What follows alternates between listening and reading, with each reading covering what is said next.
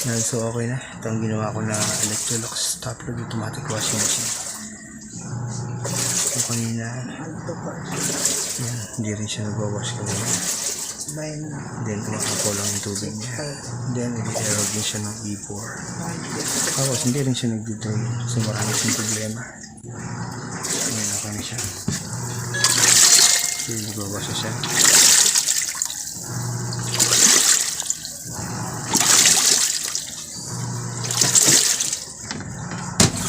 Spin dry ko siya. Ito na, para maselect mo yung spin dry lang, kailangan naka-normal ka. Oo. Kasi pag hindi nakalagay sa normal to, hindi mo masaselect yung spin. Oo. So, Ito lahat ito may ano na. opo. May ilaw na lahat yan. Ay, yan, di naman po natin ginawa yan. Ah, Di naman po natin ginawa yan. hindi mo kailangan ng bulb.